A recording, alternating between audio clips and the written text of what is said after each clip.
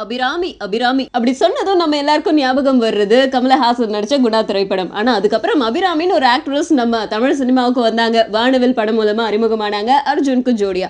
அதுக்கப்புறம் நிறைய திரைப்படங்கள் நடிச்சாங்க. முக்கியமான திரைப்படம் விரும்மாண்டி திரைப்படம். அதுல வந்து கமலஹாசனுக்கு ஜோடியா நடிச்சாங்க. அவங்களுடைய நடிப்பு ரொம்ப பெரிய அளவுல பேசப்பட்டுச்சு. பட் அதுக்கப்புறமா அவங்களுக்கு பட வாய்ப்புகள் எப்படி இருந்ததுன்னா கொஞ்சம் சரிஞ்ச நிலையில தான் இருந்தது. கொஞ்ச நாள் கழிச்சு அபிராமியா அவங்க யாரு அப்படின்னு கேட்கிற அளவுக்கு இண்டஸ்ட்ரி விட்டு காணாமலே போயிட்டாங்க. ஆனா தொலைக்காட்சியில வந்து ஒரு சில நிகழ்ச்சிகள் தொகுப்பாளினியா வந்து ஒர்க் பண்ணிட்டு இருந்தாங்க. அண்ட் இப்போ திரும்பவும் சினிமாவுக்கு ரீஎன்ட்ரி கொடுக்குறாங்க. நம்ம ஜோதிகா நடிச்சிட்டு இருக்க 36 வயது நிலை படத்துல ஒரு சின்ன ரோல் பண்ணிருக்காங்களாம். சோ அது மூலமா தமிழ் சினிமாவுக்கு திரும்பவும் ஒரு ரீஎன்ட்ரி கொடுக்குறாங்க அப்படின்னு தான் நமக்குலாம் தோணுது.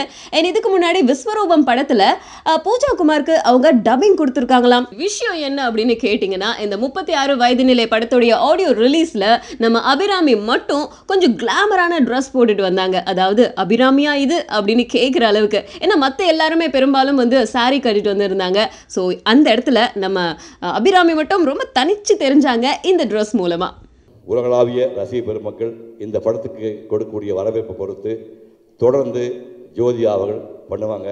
எவ்வளோ பண்ணாலும் ஃபர்ஸ்ட் ப்ரியாரிட்டி குடும்பம், குழந்தைகள், கணவன், அதுக்கப்புறம் தான்